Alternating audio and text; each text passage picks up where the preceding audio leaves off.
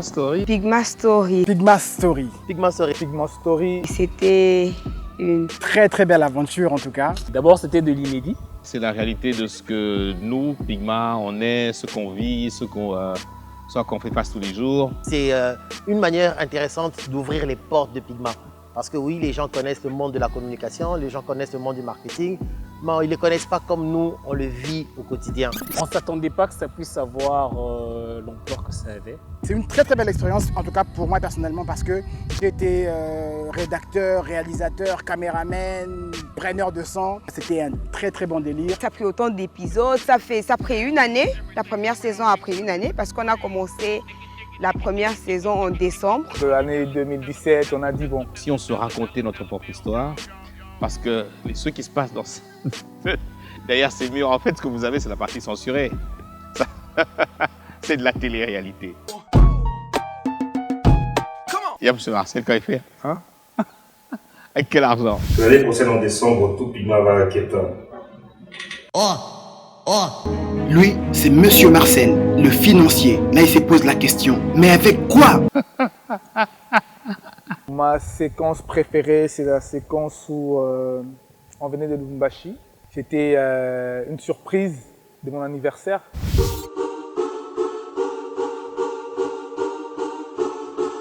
En fait, c'était comme un rêve. Je dormais, j'entendais le voix de Jean. J'ouvre les yeux comme ça. Oh!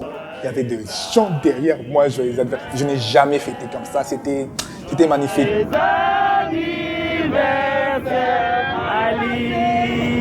C'était vraiment top, quoi. L'épisode qui m'a marqué, d'abord, c'était le mariage de Ngunda.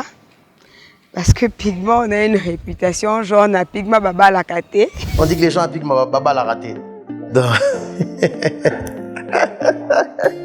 en commençant par... Ah, Dieu merci, c'est que des bilobés là.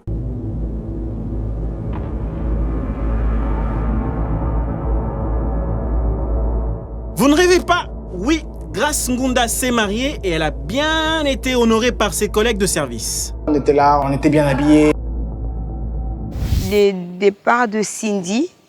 J'aimerais te revoir, mais c'est dur à dire. J'aimerais te revoir, mais je suis trop fier pour te le dire. J'aimerais te revoir, mais c'est dur à dire. J'aimerais te revoir, mais je suis trop fier pour te dire. J'aimerais te revoir, mais c'est dur à dire. J'aimerais te revoir, mais je suis trop fier pour te le dire. En tout cas, c'est parmi les épisodes qui m'ont marqué. S'il faut que je mette replay, je mettrai replay sur les gros stress qu'on a eu tout le long de l'année. Christian Senga, dans son rôle de producteur, ne juge pas cette prod difficile, mais plutôt... Très difficile. Parce que les attentes du client étaient quand même trop hautes. Aussi parce qu'avec la nouvelle équipe du management de l'Abralima, on n'a pas encore eu à tourner une grande pub qui veut dire un gros budget. Donc eux-mêmes déjà, au niveau interne, ils avaient déjà des stress. Nous-mêmes, on a vraiment dû se remettre en question, essayer de mieux faire les choses pour essayer d'être à la hauteur et satisfaire toutes les deux parties, que ce soit Pigma, que ce soit l'Abralima. Et aussi, le réel nous exigeait d'être sur le site de tournage à 5 h du matin. Et donc, cette partie a rendu le tournage très compliqué. Et 4 h du matin, tournage Primus Remontada. Je suis le premier à se lever, même le réalisateur n'est pas encore debout. Bon, on attend quoi. Il vient de descendre.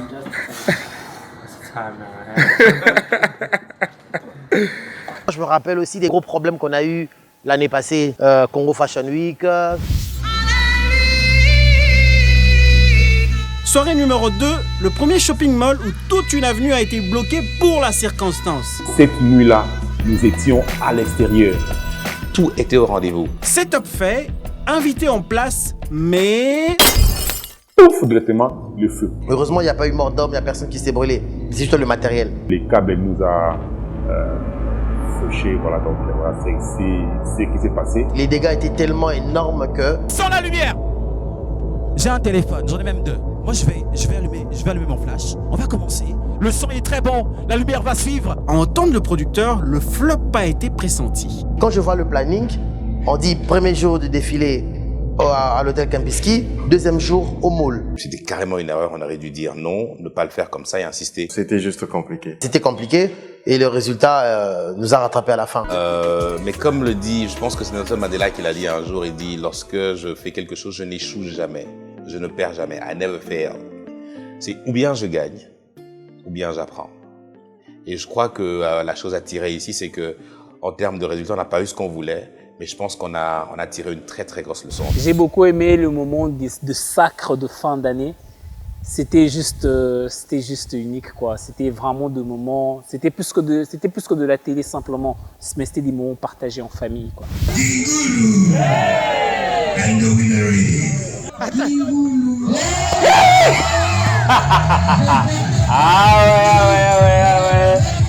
This is me, ça m'a fait énormément plaisir. Après avoir passé 6 ans dans ce domaine où tu te donnes corps et âme, le monde de la flotte.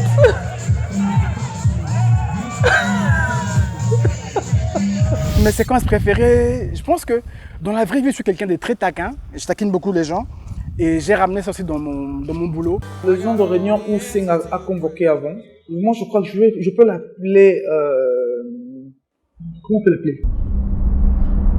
T'es sérieux là? J'avais la phrase. Ouais, c'est ça, t'avais la phrase. Va la chercher. Senga, c'était quoi le but de la réunion déjà? C'est une réunion où je réunis tout le monde et je rappelle les objectifs et le travail de tout un chacun. Il y a cette séquence-là, il y a aussi la séquence où j'ai taquiné Fabrice Mouya. Un tuyau, il peut être propre n'importe comment, mais quand le mauvais message est en train de passer dans le... Non, là, il faut que je recommence. T'as intérêt, parce qu'on n'a rien compris. Parce que Mouya, quand il donne son avis, ben voilà quoi, il parle en parabole. Il a fait un parabole qui m'a fait penser au président Bobo. Ce que je voulais dire, c'est que l'eau peut être aussi pure qu'elle est, ok? Mais quand le tuyau n'est pas bon, à la sauce au robinet, elle sera toujours sale. Vous avez compris? Moi, j'ai plutôt entendu. L'oiseau sur le baobab ne doit pas oublier qu'il a porté des lunettes. Lol. Salut, moi c'est Alain Guingolo, senior copywriter à Pigma Communication. Je suis prêt pour la saison 2. Vous aussi, soyez prêts pour la saison 2, car il y aura des dingueries. Hello my peeps, c'est Christian Senga, producteur chez Pigma, l'une des grosses têtes de Pigma, l'une des grosses bouches de Pigma. Bienvenue à Pigma Story, RDV, très bientôt pour la saison 2. Check. Bonjour, je suis Alain Yave.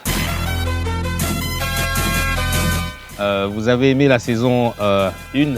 Eh ben, soyez prêts pour la saison 2 parce que ça va choquer. Hello, Ali Kaloumé, Akadjaba, DOP de Pigma Communication. Je vous donne rendez-vous pour la saison 2 de Pigma Story.